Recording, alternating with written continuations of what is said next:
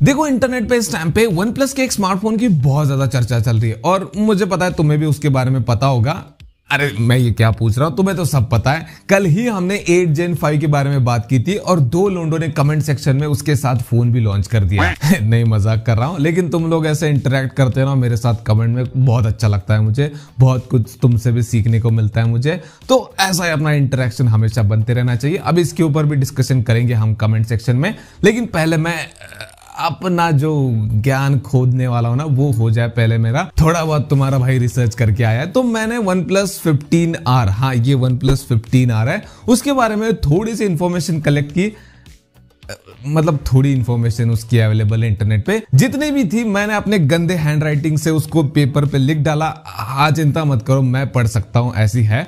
और साथ ही में मैंने OnePlus 13R के भी स्पेसिफिकेशन साइड में लिख डाले सारे के सारे, क्योंकि इसको लेकर ना ये हाइप बनाई जा रही है, क्योंकि इसके स्पेसिफिकेशन उससे बहुत डिफरेंट होंगे और बहुत जगह पे ऐसे होंगे कि भाई तुम्हारा माइंड ब्लो हो जाएगा। बदल। लेकिन क्या सच में ऐसा है? तो कुछ जगह पे है भाई चीजें जो कि बहुत ज्यादा इंप्रूव की गई है। जैसे कि अगर हम इसके डिस्प्ले की बात करें तो देखो 1.5 के रिजोल्यूशन वाला एमोलेड डिस्प्ले इसमें होने वाला, जैसे 13R में था। लेकिन रिफ्रेश रेट में भाई इन्होंने बड़ा जंप मारा है। OnePlus 13R में 120 हर्ट्ज का रिफ्रेश रेट था, लेकिन यहाँ पर 144 हर्ट्ज को इज्जत ना देते हुए सीधा 165 हर्ट्ज पे चले गए। अब ये 144 हर्ट्ज के लिए अच्छा ना हो, लेकिन हमारे लिए तो अच्छा है। अब देखो ये जो OnePlus 15R है वो OnePlus A6 का रीब्रांडेड वर्जन होगा जो चाइना में लॉन्च होने वाला है, जैसे कि OnePlus 13R OnePlus A5 का था। तो अगर हम यहाँ पर डिस्प्ले साइज की बात करें, जो कि अभी तक इंटरनेट पे मतलब कहीं पर भी मेंशन नहीं की गई है, लेकिन जो OnePlus A6 है उसमें 6.83 इंच का बड़ा डिस्प्ले होगा। हाँ मैं जानता हूँ तुम्हारे दिमाग में क्या चल रहा है कि तुम लोग कॉम्पैक्ट डिस्प्ले वाला फोन मांग रहे हो, लेकिन ये लोग स्क्रीन का साइज बढ़ाते जा रहे। लेकिन अब क्या कर सकते भाई, इनकी नफरत इतनी बढ़ती जा रही है कॉम्पैक्ट डिस्प्ले के लिए। सुना है कि S26 में S26 नहीं आने वाला कॉम्पैक्ट डिस्प्ले के साथ, तो वहां पर भी बहुत चीजें चल रही है, उसके बारे में आगे बात करेंगे। इसके ऊपर पहले फोकस करते हैं। अब पता है इसमें सबसे ज्यादा इंटरेस्टिंग बात क्या है? इसकी परफॉर्मेंस। हाँ तुम्हारा फेवरेट पार्ट। पहले इसमें रूमर्स थे कि भाई स्नैपड्रैगन 8s Gen 5 होगा, हाँ 8s Gen 4 का सक्सेसर, हाँ वही वाला जिसको नथिंग वालों ने 80,000 के फोन में डाल रखा है, उसका सक्सेसर आएगा। लेकिन फिर OnePlus वालों ने सोचा कि भाई फिर इसकी प्राइस तो 1,20,000 हो जाएगी नथिंग के हिसाब से।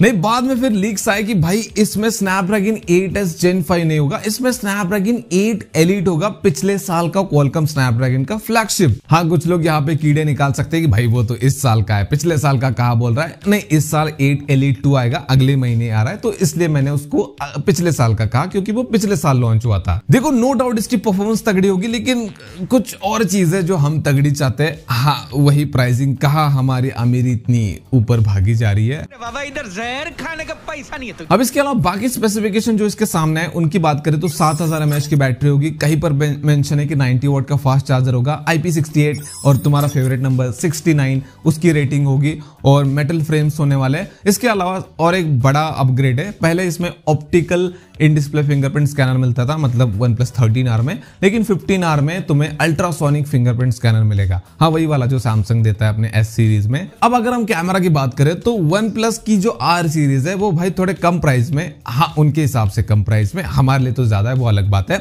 गरीब की मजबूरी नहीं समझते ये लोग।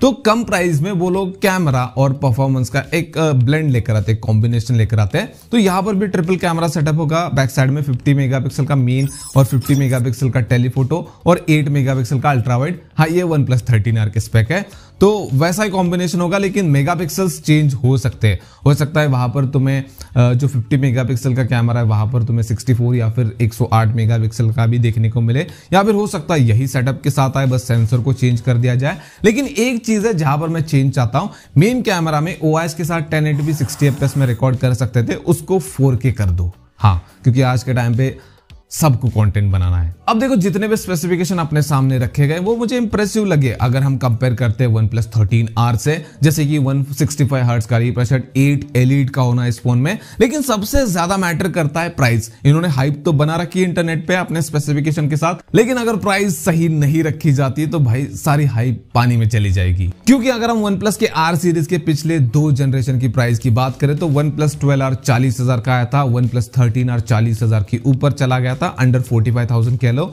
तो अगर उस हिसाब से देखा जाए तो क्या ये अंडर 50,000 आएगा? देखो अगर ये गलती से भी 50,000 के मार्क को टच करता है तो भाई लोगों के पास एक बड़ा ऑप्शन बन जाएगा 5 से 7,000 रुपए एक्स्ट्रा खर्च करके iQOO 15 को खरीदने का। हाँ वैसे उसकी भी प्राइस अभी पता नहीं है, लेकिन iQOO एग्रेसिव खेलता है 60,000 के नीचे तो वो आएगा ही आएगा। देखो मेरे हिसाब से तो इसकी प्राइस 45,000 की नीचे बनती है। OnePlus 13R की तरफ 43,000 का आता है, कार डिस्काउंट के साथ 40,000 के अराउंड मिलता है, तो भाई बहुत सही रहेगा। और जैसे कि हमेशा की तरह मैं बोलता हूं, अपने थॉट कमेंट में बताओ इस फोन के ऊपर, और वीडियो पसंद है तो वीडियो को लाइक कर देना, चैनल को सब्सक्राइब कर देना। मिलते हैं नेक्स्ट वाले वीडियो में।